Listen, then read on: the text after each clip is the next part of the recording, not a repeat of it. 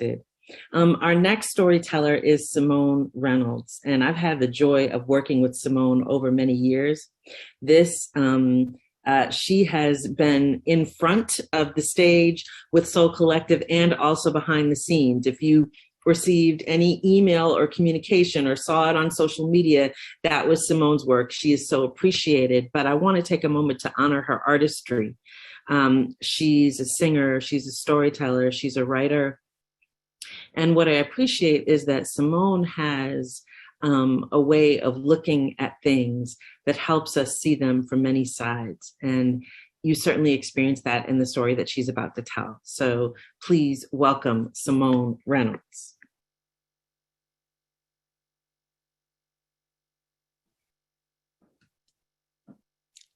I grew up going on so many adventures. Sometimes we would go on family trips to visit my cousins down south, and one time we even went to the Bahamas. But I loved when we experienced the city together. Wherever we went in Chicago, we would always leave with a story. So one hot spring day, we all sat in the house bored. Me, my mommy, and two of my three sisters. We thought of different ideas of what we could do to free ourselves of boredom. Maybe we could play a board game, watch whatever was on TV, or cook something. My mom looked at that car-shaped jar on the dresser that was full of nickels. She collected lots of coins, just like my granddaddy. I never understood those large, Hinkley water jugs full of pennies and quarters that would sit in the corner of his extra bedroom. Then in elementary school, I tried to start collecting quarters from different states. I had quarters from Alabama, Texas, Alaska, you name it, I had it. Until I realized that I liked using them more than keeping them. My mom always had change on her. Sometimes for the bus and other times just in case. And over the years, there were always coins coming and going.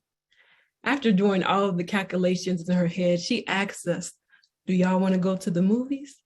We all laughed like, I thought we didn't have it like that right now.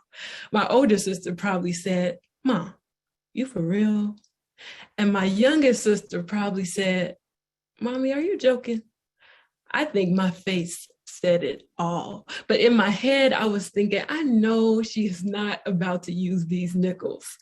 I remember it was a Tuesday because that was the day designated for half-price movie tickets and seniors.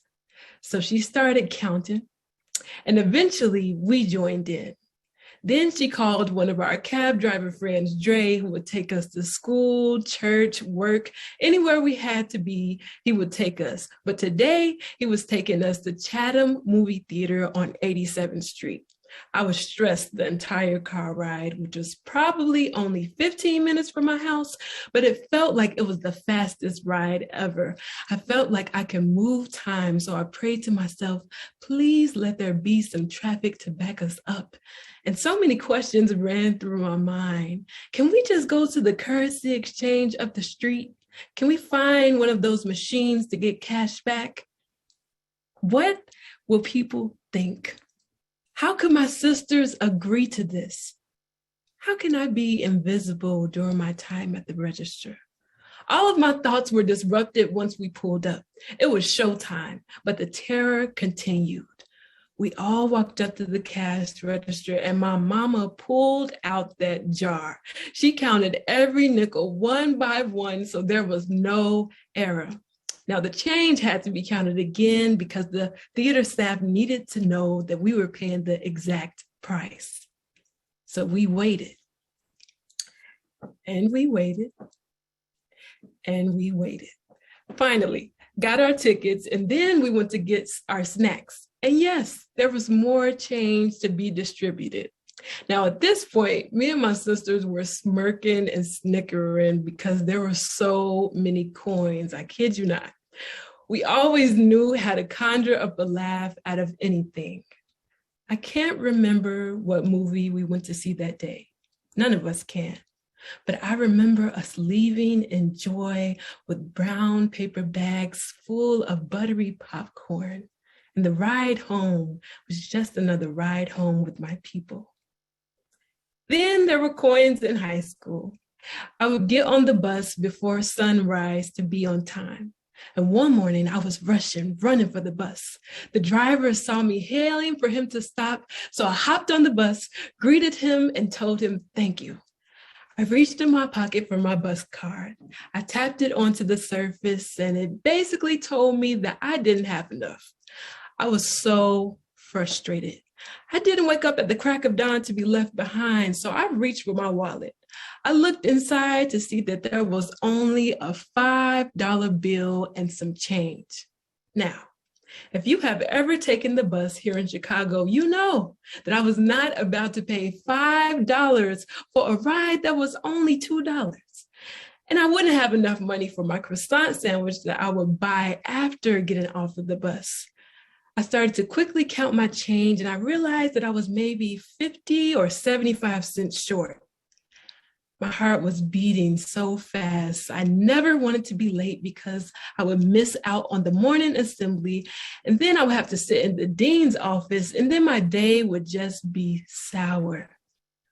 My morning bus ride was full of adults heading into work, seniors going to school, seniors going to appointments or meeting with friends, other youth going to school, and some people were just riding. But that didn't mean that they liked waiting. Everybody had somewhere to be, and I couldn't even hold up the bus driver because he was on a schedule too. When I realized I didn't have enough, I was prepared to get off, go home, get more change, and wait for another bus. Sometimes I'll pray to myself, God, please let, and fill in the blank for whatever I need at the moment. I was ready to accept my fate, but then a crossing guard came and asked if she could pay for me, and of course I accepted her offer. I thanked her in relief. I did not have the energy to take the walk of shame that day. And Chicago was full of nice people, but the bus was always a wild card. One morning we would be yelling, and another morning we would be laughing and talking about something funny that happened on the bus that day. Even with all of the uncertainties, I never questioned why she chose to help me. I was embarrassed back then at the register, and I was ashamed when I met the bus driver. I never wanted people to think that I didn't have it all together, but now I realize that I always had enough. I laugh at my younger self for praying in situations where the prayers were already being answered. My mama taught me about alchemy that day at the movies, because life gave us nickels and we made joy. When I was 50 cents short on the bus, God showed up with a handheld stop sign and a long lime green traffic coat. Now I imagine life as a great big road, and that God is always meeting me halfway to make things whole. Thank you.